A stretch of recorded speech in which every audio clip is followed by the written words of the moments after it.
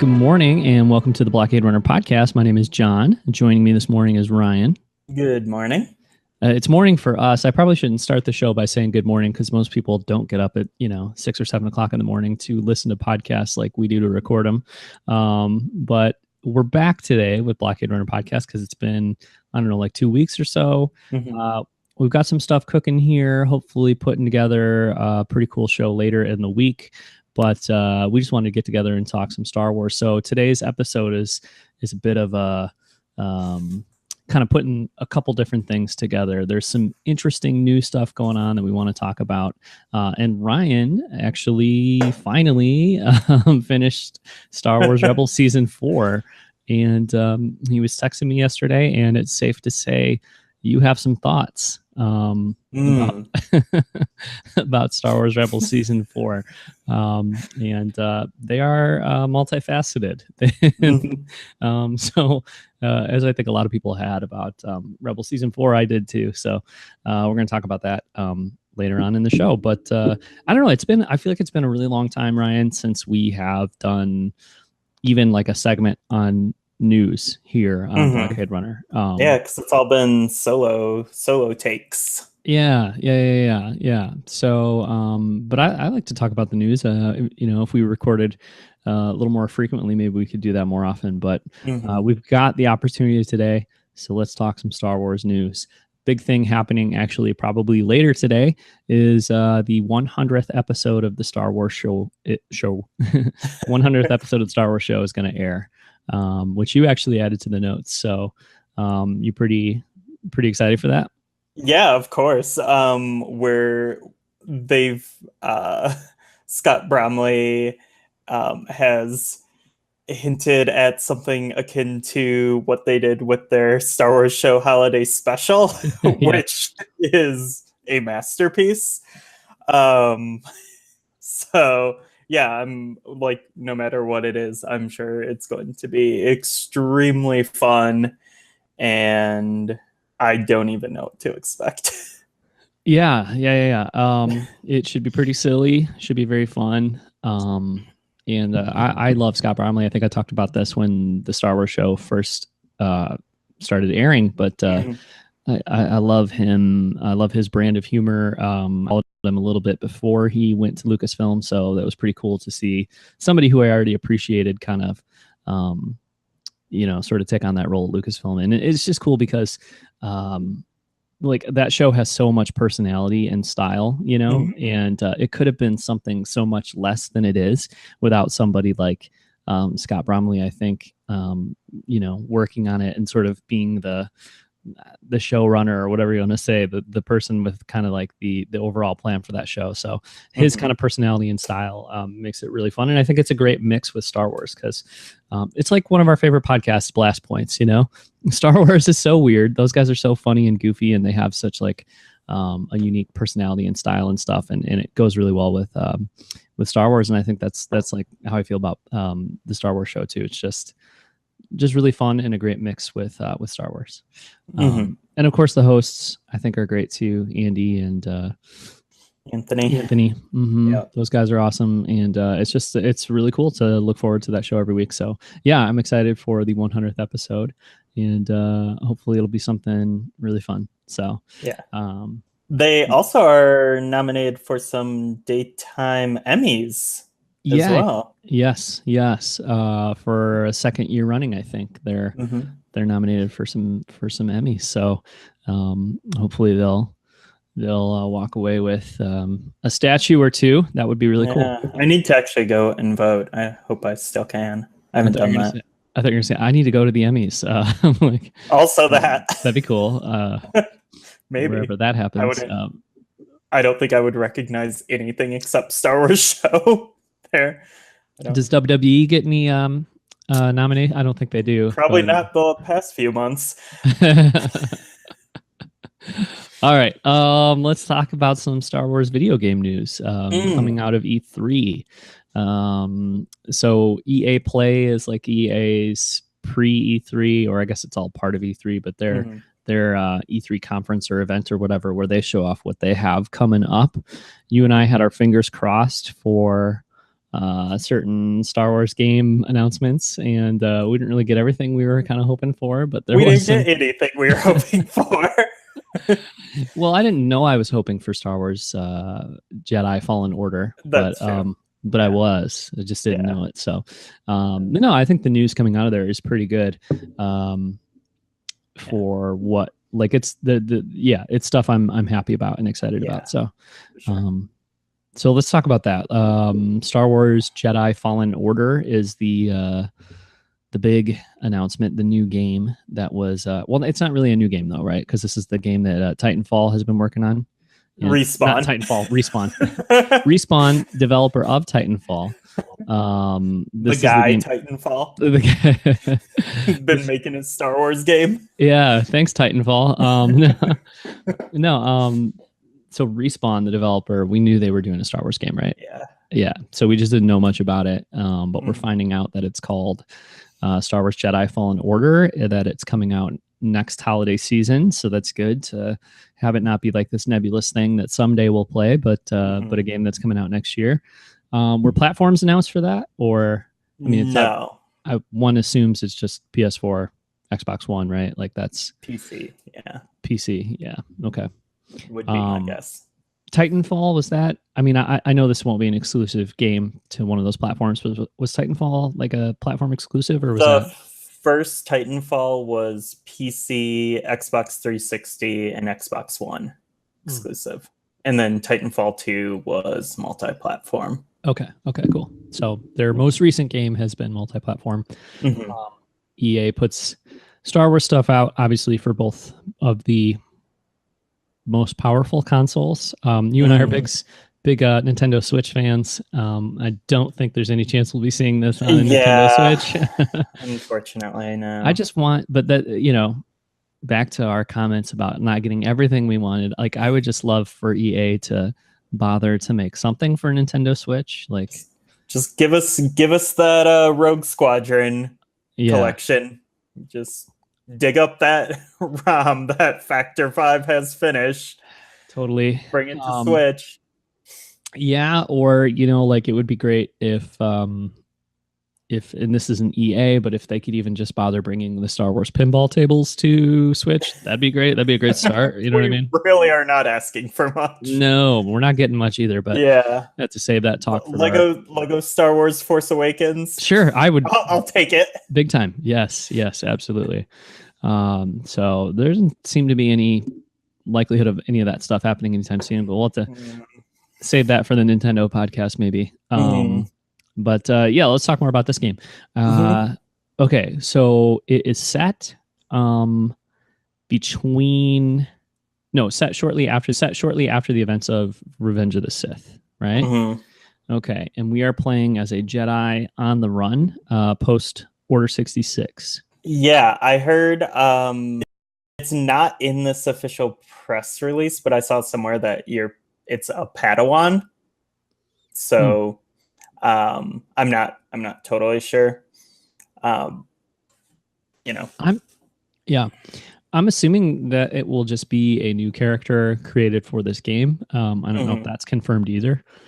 But boy, does that just sound like the comic book Kanan, It sounds like very, very similar to that. I don't think you'll be playing as Kanan, but a similar kind of story. So if you've read that comic, I mean, it's obviously talked about a little bit in Rebels, where you kind of know like Kanan was separated from his master in Order 66, and she died, and he was on the run after that, and that's where the Kanan identity came from and all that stuff. So, but you don't really see it too much in Rebels. It's just kind of mentioned. But if you've read that comic, Kanan, it sounds like a story very similar to the one explored in that comic book. So. But yeah, that's cool. I mean, it's essentially and I don't know if they discussed. I don't remember if they kind of talked about like the time frame that it would cover, like how far it would go timeline wise. But at least that premise and that starting point is basically like a prequel era video game. So that's kind of cool, We're not getting a lot of that kind of stuff lately, like prequel era. Although these announcements are very prequel focused. Yeah, we're about to get another one. Yeah. So okay. So that's like kind of prequel era focused. Anything else you want to touch on as far as No. that I mean, goes? it's a single player action adventure game. It will be the first like prominently single player game from EA, like Star Wars game from them. Yeah. I overall was pretty happy with Battlefront 2's single player mode. There were some issues with it, just like some mechanical and gameplay issues I had with it, but overall, like I think it told a good story with like great production values. Mm-hmm. So that makes me pretty hopeful for this. And I played through Titanfall 2's story mode, and it was really fantastic, and I enjoyed it a lot. So yeah, I have pretty high hopes for this. Yeah, and I really enjoyed Battlefront single player too.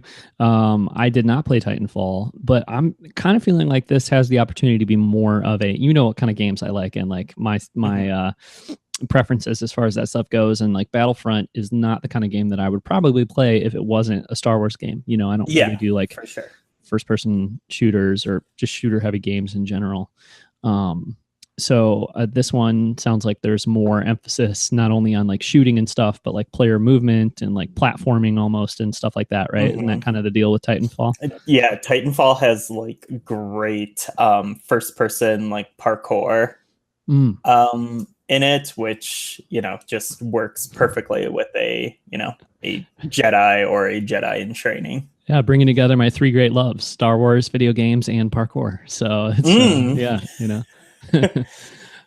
No, that's cool. That is cool. Yeah. Well, good. Yeah, I'm really excited for this one. This has the potential, dare I say, the likelihood to be maybe like my favorite of the EA Star Wars games so far. So yeah, that's cool.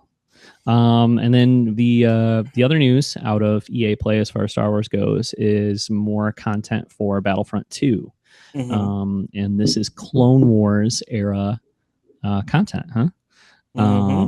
And this is all happening this fall, and these are new characters that are coming to Battlefront, which are Anakin, Obi-Wan, Count Dooku, and General Grievous. And those are playable characters. Yeah.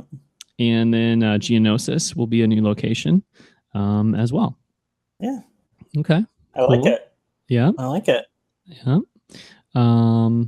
And this is kind of like not related to the Clone Wars thing, but tell me more about this, Ryan. Hero starfighters and a new hero and villains mode with starfighters, i.e. dogfights, lands in Star Wars Battlefront 2 this July. Yeah, I mean, all I've really like understood about this mode is like it's going to have like hero ships. So like basically in Battlefront 2 there are these like the heroes and villains. There's like specific modes that you can you can play as a hero or villain character who are like super powerful, and some modes are just them battling it out. Other modes you can like start as a grunt, and then like if you get enough kills or whatever, you can earn enough like points to spend to become one of these heroes or villains for like a short amount of time. These like prestige characters, I guess. And so what I understand from this mode is like it sounds like it's going to be like the heroes versus villains mode. But instead of like, oh, this is going to be like you can play as like Rey or Kylo Ren or Finn or Phasma, like you'll be able to play as like hero or villain ships. So you'll be able to like play as the Millennium Falcon or versus what is Kylo's ship in Last Jedi called? Silencer? TIE Silencer. Yeah. Like that's what I'm understanding. It's going to be like, those special ships, or like Darth Vader's TIE fighter or whatever. But yeah, I mean, I guess we'll see. But that comes out next month in July, so it'll be fun to jump into. Have you played any of the solo content at all? I haven't played Battlefront in a couple months, to be honest. I almost popped it in yesterday. I want to do that, get back in and play some more. But part of my hesitation is like I don't have any credits or whatever you call them because I never play online or play very much recently. So I know a lot of that stuff is like unlockable, right? Like I'm not going to be able to just pop in and start playing as Lando Calrissian or whatever. Like I'm going to have to. Well, you can play as Lando, but you have to like pay to unlock his solo outfit, like young Lando. Right. Well, yeah, that's what I meant. Yeah. So, but you can play the Kessel map, which is all I've done. I just popped in there and did to check out the Kessel map. Okay. Yeah. Cool. Yeah, I need to do that then because, I was also interested too in getting in and like I don't think I've even played since the Starfighter mode came to like the arcade or the single player part of the game. You know, because like if I play online in Starfighter mode, I just die immediately. But but I loved that part of the campaign, the single player part of the game. Like the starship stuff I thought was really good. For some reason in Battlefront 1, I didn't really ever gel with like controlling fighters like starships. It just did not work for me. So I was really pleasantly surprised like how good it felt and how much I enjoyed piloting, you know, starfighters in Battlefront 2. So I don't think that was really part of the arcade mode or part like you couldn't just go in and do like single player starfighter stuff when the game first came out, if I'm remembering correctly, but I think you can now. So that's an additional incentive for me to jump in there and play some more Battlefront 2. So yeah, I've actually like you know, following these announcements and stuff, I kind of got the itch to replay the single player story again. Just because like mostly just for like the cutscenes and stuff. Because I love Iden Versio, and I kind of want to play through that again at some point. I don't know, maybe I will this summer.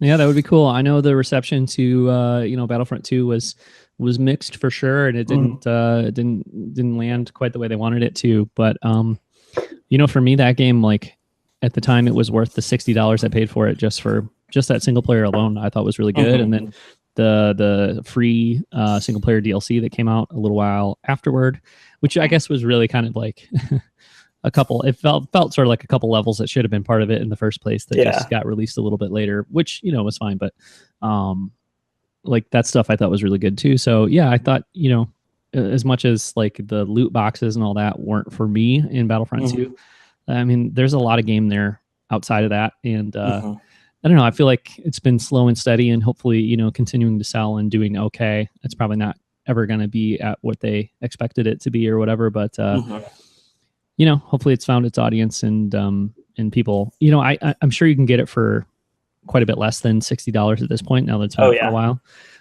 So if anybody's listening and thought like, I'm not into the loot boxes or was upset about that or whatever, and you haven't played Battlefront 2, like I think it's definitely worth it. And even if you never go on and play online, which I rarely do and I'm very bad at, I still enjoy that game a lot. I think there's enough in there between the arcade mode and the single player campaign to make it totally worth it. So yeah, and boy, is it ever gorgeous. And if you're a Clone Wars fan, I got Clone Wars stuff coming up soon. So yeah, Battlefront 2 is still here. Still, I don't think we'll get any more single player campaign stuff though. It doesn't seem like, unfortunately. Yeah, it's probably pretty expensive to do on the level they did it. So yeah, and they're probably all hands on deck for Fallen Order at this point because you know there were a lot of studios who worked on Battlefront 2, like within EA, like you had Motive and DICE and Criterion, I think. Yep. So I would not be surprised at all if like some of those studios had moved over to be working on Fallen Order. Probably not DICE, but right. Yeah. All right, cool. Well, let's see. You also added a story here about a fan artist doing sketches for donations to end family separation. So fill us in on that.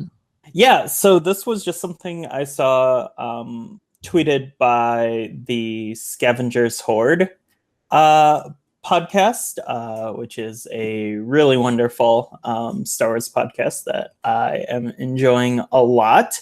And yeah, I follow them on Twitter, and they retweeted this artist, BB Kate, BB_Kate_art. And she was doing a I don't know, like she was taking, if you donate at least $20 to the ACLU or races, she would do a Star Wars sketch of your choosing for you. And it's, all around, the recent, it's not a controversy. It's just inhumane actions of our government separating children from their families at the border. And, I think there's a lot of voices right now who obviously are shocked and disgusted by these actions. And, there's the hashtag in family separation. And, this is a Star Wars fan just doing their part and working really hard to both, do some good and provide some custom Star Wars content for you. I really dig her art style and her the sketches I've seen her do. She did an awesome Sabine Wren for someone, and I just think this is there's been a lot of talk about the, I guess, dark side of Star Wars fandom recently, but most of what I see in my feed are fans like this who are showing a lot of empathy and care a lot about Star Wars and about people and are doing a lot of good. Yeah, that's really cool and very generous and on her part, and a cool way for her to kind of use like her talents to try to make an impact and kind of bring Star Wars fans together to do something positive in the face of a really awful situation. So that's really cool. Yeah, and, I don't know if she'll still be like taking these commissions by the time this episode airs, but I still just wanted to if not, just still give her like a shout out because that's really awesome. Absolutely, and give her a follow too. Her handle there on Twitter is at BB_Kate_art. So yeah, that's obviously like a positive voice and like a really talented person who's looks like she posts like a lot of Star Wars art and just like a fun Star Wars follow, and also somebody who's doing something really cool in the community right now, which is something that's great to see, especially at this point in Star Wars fandom. So yeah. And Ryan, like to wrap up this news section, I have a couple of just tweets that I thought were pretty interesting from this week that we should talk about. Both coming from this James Cameron interview show, science fiction interview show, and the book that the tie-in book, the book that's the companion piece for that show. Have you seen any clips of the show? Have you watched the show? No, I just I just came across this. I didn't even know it existed until like all this George stuff started popping up. Yeah. So apparently, well, not apparently, I know for sure, George Lucas is one of the people interviewed by Cameron for this show. I haven't seen any episodes of the show, so I'm not sure if they're like the episodes are specific to the creator or if they're more like topical and they have a lot of different directors and writers and stuff in an independent episode. But there's a couple of great clips from George's interview with James Cameron. The first one I wanted to talk about is George's comments on male privilege, which I thought were typically badass George Lucas, just being like, I don't care what people think. I'm just going to go ahead and call this out. And it's really good. So extremely topical. Yes, exactly. So George says to James Cameron, I insisted that they do action figures of Princess Leia. When you've lined them up, she's the main character, for God's sake. It was about just convincing people. You say white privilege, but there's really male privilege. Male privilege is even worse because it's tied up with your libido and your self-esteem and all this other stuff. And it cuts across all the races. For some reason in America, especially, maleness is a big issue. In the last couple of weeks, in the last couple of years, really, let's be honest, this is like a message that has been, how do you say, like contested in Star Wars fandom. And you know, we just talked about this like end family separation thing, and you know, I can sort of like already hear the voices saying like, well, nobody's listening, so they're not going to say it to us, but they would say to other podcasts if they listen to them, like, hey, don't bring the politics into like Star Wars, like keep it separate, whatever. Like Star Wars isn't about that stuff. And I have always kind of thought that was ridiculous, obviously. And it's just like, you know, it's one of those things where it's like, if you are one of these sexist, down with Kathleen Kennedy, you know, chasing people off of social media, just bringing all this negativity and hate into the Star Wars, you know, fan universe, like the maker himself, the creator of Star Wars, is out here saying like that he's disgusted by that stuff, and that, you know, Star Wars has always been in opposition to that kind of thinking and that kind of perspective. So I think George just kind of speaks his mind every once in a while when he gets the chance to, and there's usually some gold that comes out of it. But the fact that this little quote, or these little quotes, are popping up at this time, I think is a needed reminder for some people anyway, that that this is like the genesis of Star Wars. This is, you know, the guy who created it. This is where it comes from. It comes from a place of, you know, being socially progressive, and you know, the idea that current Star Wars should avoid having any kind of perspective or making any kind of statements about issues related to like ethics and morality is crazy, because it is a morality story, and the ethics of the creator of Star Wars have always been on display in the movie and in his, you know, personal comments. And yeah, I just like, I love to see a comment like this, because it's George like kind of putting, I don't think he was directly responding. Well, no, I mean, he really was, though. He's talking about male privilege. So he really was kind of responding to that worst element in, I hesitate to even say fandom, but in, you know, the Star Wars conversation. He was responding to that stuff, and calling it out. So I think that's awesome. Yep. I mean, George kind of said it all right there, really, you know. Like, yeah. Good on you, George, and we agree. Yeah, and I also think it is like impossible to watch a single one of George's Star Wars movies, original trilogy or prequels, and like say there's no politics in it. Like, yeah. Yeah. What you mean, the trilogy of movies that was like kicked off by trade disputes and taxation like arguments and no. Yeah, and political maneuvering.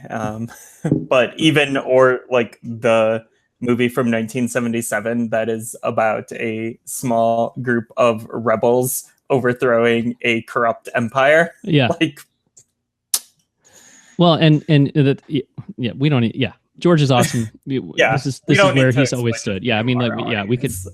Like, I was just gonna say, I mean, he's always been open about that. You know, it's just that, you know, people have ignored it, or were too little at the time to understand that. But it is what it is.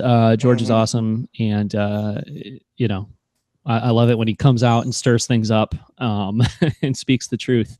And speaking of that, another comment.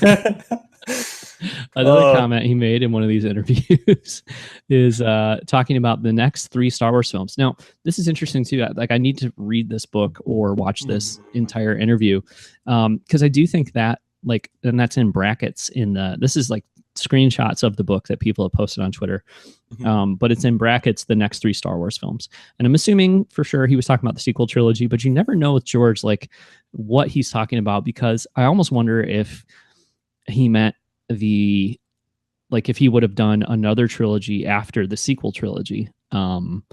It's probably the sequel trilogy, but he's always like, well, we're going to do 10, 11, and 12 too, and you wonder, like, is that what he's talking about? Because like what he discusses in this quote seems kind of so far from what the sequel trilogy is that it's a little confusing. But let's read the quote before we talk any more about it. Sure.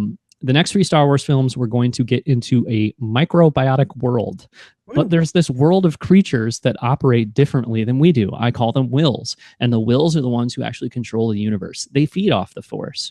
If I'd held on to the company, I could have done it, and then it would have been done.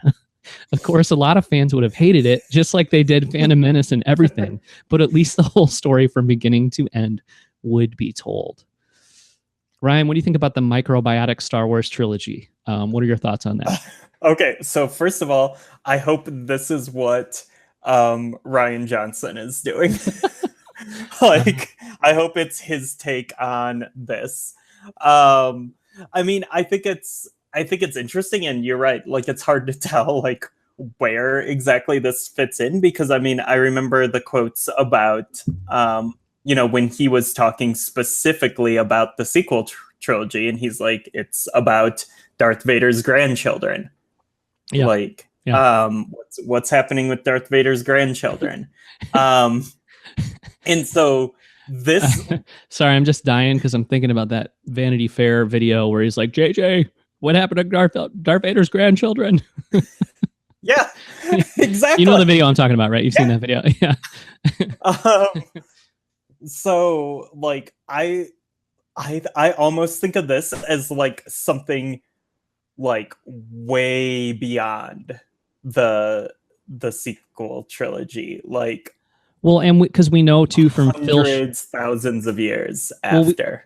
And we know from Phil Shostak's wonderful Art of Star Wars books that like a lot of the ideas in the sequel trilogy seem to come from George's outline and ideas and stuff. I think that some of the stuff that George wanted to have in episode 7 has been spread out between episode 7 and episode 8. But, J.J. Abrams, Lawrence Kasdan, and Rian Johnson's stories are not, as far as we can tell from like the little information we have from the Art of books and stuff like that, it doesn't seem like they are completely different stories, like just, no similarity to what George would have done.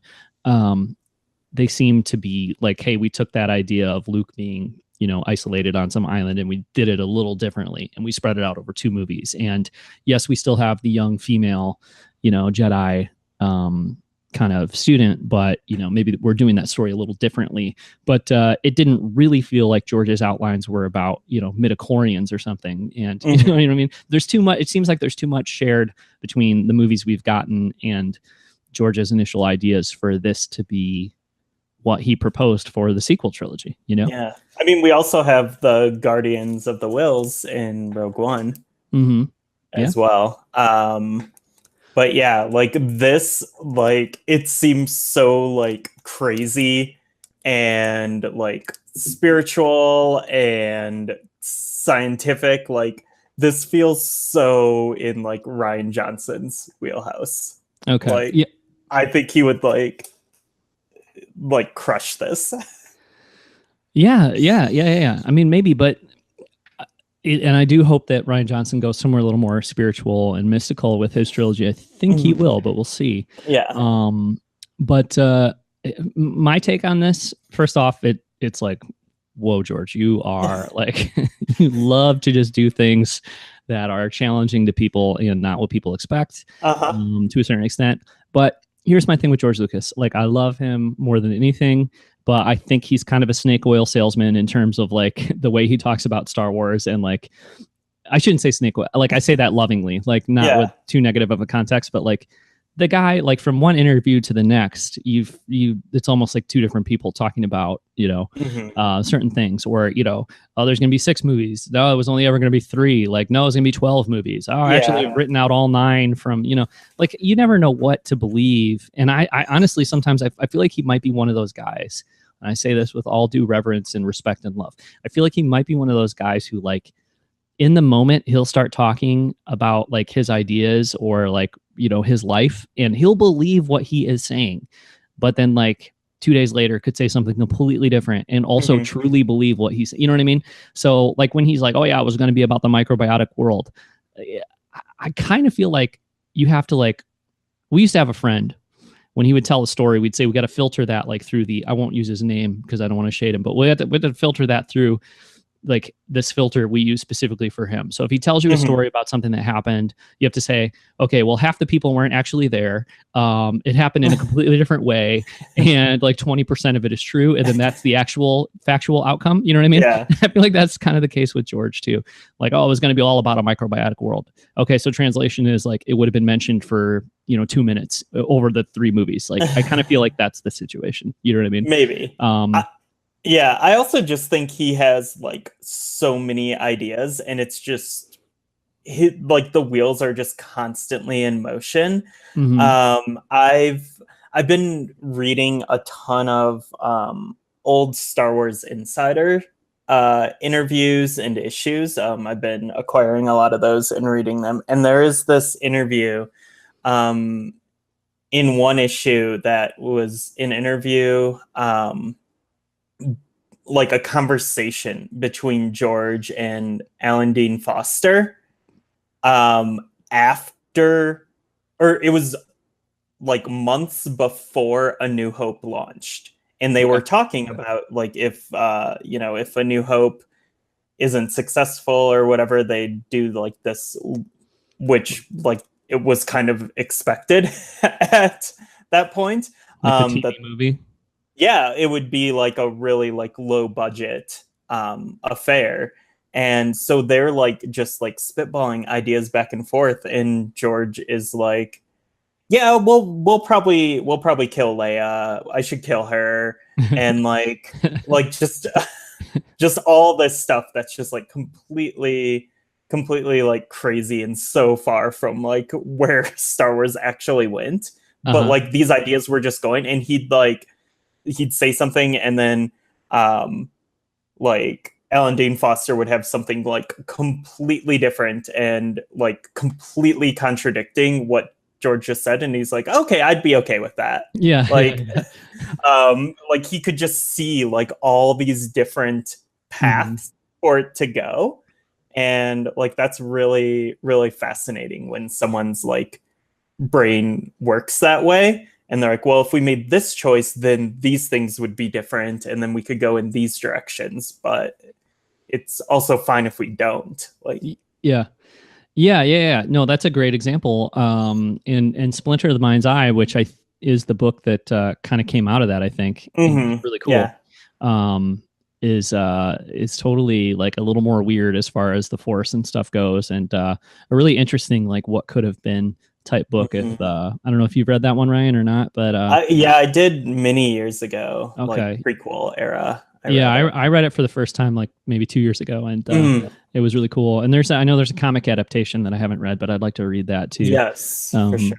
That'd be a little more a quicker way to get through it. But see, that's a great example because I feel like if somebody would have interviewed, or like he probably did in interviews like 2 years later, talk about some of the things that were discussed in those meetings or ideas he had at that point, as if like that's what we were going to do, when really it wasn't necessarily what they were going to do, but it was more like just one of some ideas that he had, you know. And like same thing with this, like this is probably one of like a slew of ideas that he had, you know, a bunch of different ideas that he had.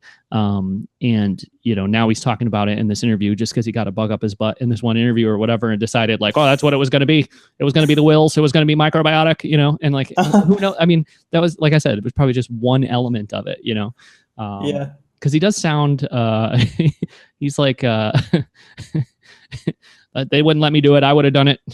would Yeah, have made everybody mad, but it would have been my thing, you know.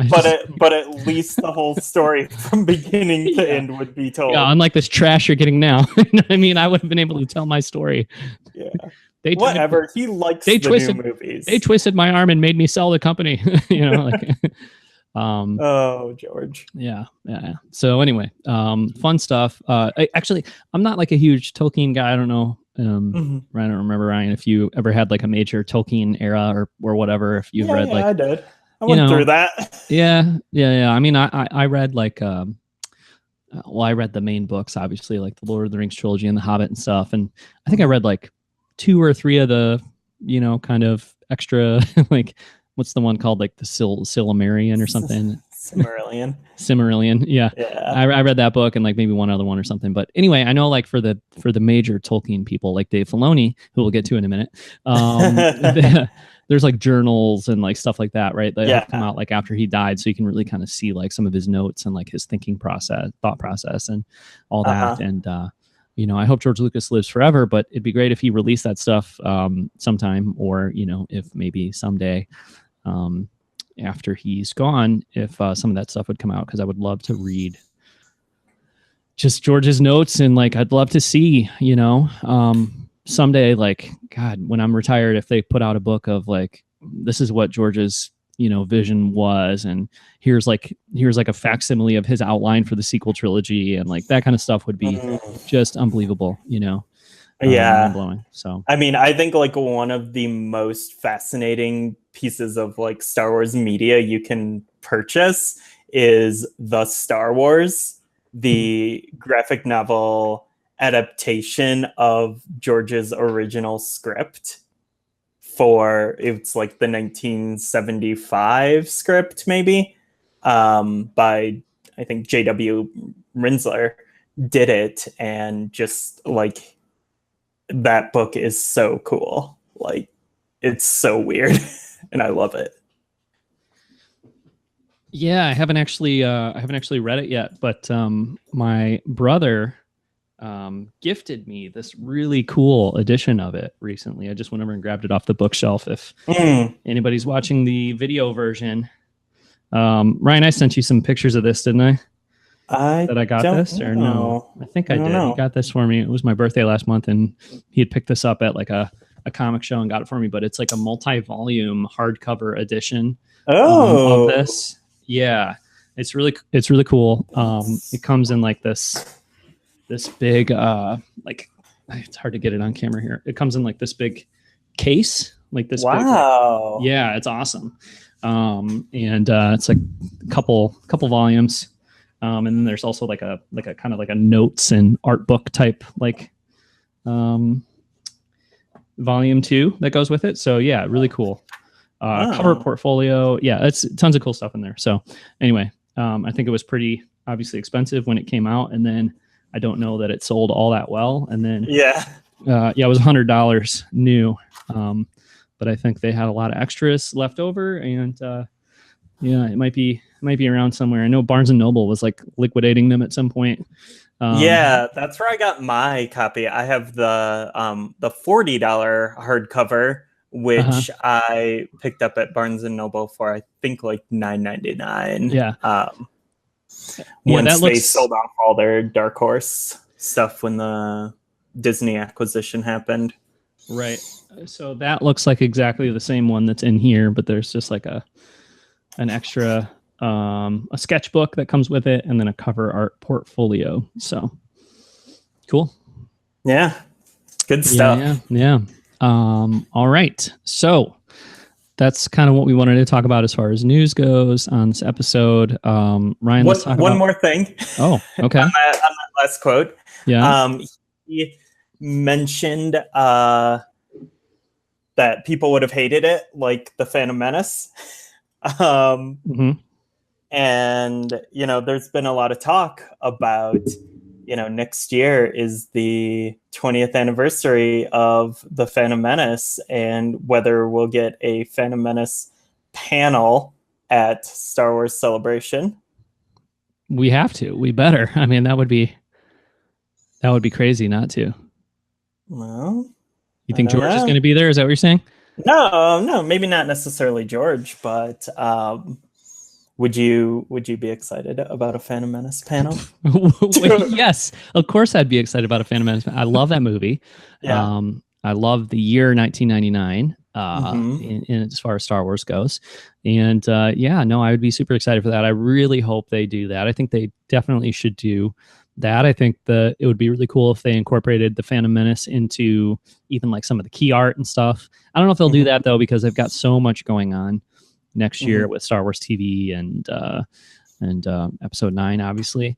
But yeah, no, I think they absolutely need to do that. It's the 20th anniversary of Star Wars Celebration itself, and also of that movie, The Phantom Menace, which obviously the first Star Wars Celebration was kicking off the Phantom Menace promotion cycle and all that stuff. Well, actually, not even kicking off the promotion cycle, but kicking off the release of the movie, really, because it was a couple weeks before the movie came out. So, yeah, I would love to see a retrospective panel on the Phantom Menace. I would love to see a retrospective panel on Celebration 1, because I went to it and it was awesome. It was like the best weekend ever. And so, those things would be great. I haven't really even thought about it until now, but my fingers are crossed, and I'm really, really excited about the possibility that maybe they'd bring Rick McCollum back for this Star Wars Celebration. If there's a big Phantom Menace panel, that would be, oh man, I would lose my mind. I love him. Yeah. What is he doing nowadays? Last time I heard, he was producing films in Europe somewhere, like Czechoslovakia or something. I don't know. I think he had kind of lived there a lot. Anyway, like before, I don't know. I'm not sure. We'll have to look him up, figure that out. For sure. See if he's going to Celebration. Yeah.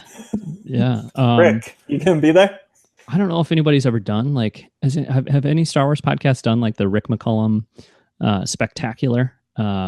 Man, okay, this episode is coming from us. I don't know if anybody else has done it. I don't want to repeat or rip somebody else off if they've already done it, but Rick McCollum used to do the Rick McCollum Spectacular at Star Wars Celebration, and it lived up to that name in every way.